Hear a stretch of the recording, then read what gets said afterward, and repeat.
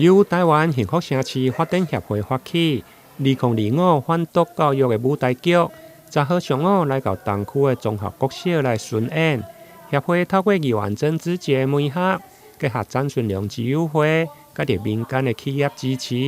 選擇東區綜合國小舉行第18場的巡演活動。我覺得這個幸福城市他們一直在推廣這個，我覺得非常的重要，因為這個我們在教育這個國家的幼苗的時候，雖然家庭教育非常重要，學校教育也很重要，那當然這些社會資源更是不可缺少的。那我覺得他非常的有心，而且這個整個劇的架構呢非常非常的到位。那我覺得這是一個很棒的這個結盟。那我也希望就是說這一次的這個巡迴的演出，再讓我們東區所有的國小小朋友都有所收穫。對一些外在的一些不好的誘惑，他們都可以做出非常非常正確的選擇。就是今天我們舞台劇的這個 title 就是勇者的選擇。希望他們在將來面對大大小小的這些困難的時候，他們都可以做出最棒的選擇，然後來保護自己。對，我們總共25場，現在已經到第18場。那特別因為我們過去做了反毒，幫助戒癮者戒毒有19年的時間，我們非常清楚知道，真的一人吸毒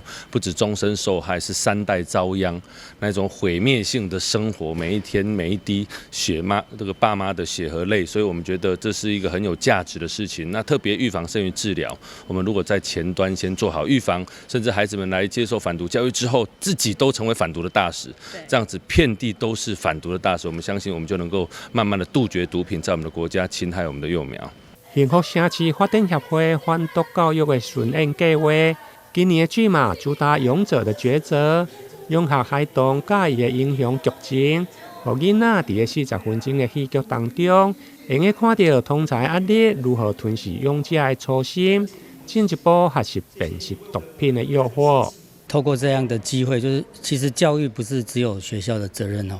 它是社會跟家庭的一個責任。那今天幸福城市發展協會他們這樣的把這個關懷的資源跟創意帶進校園裡面，透過戲劇的方式，我覺得這個跟學校來講是一個很大的一個幫助，就是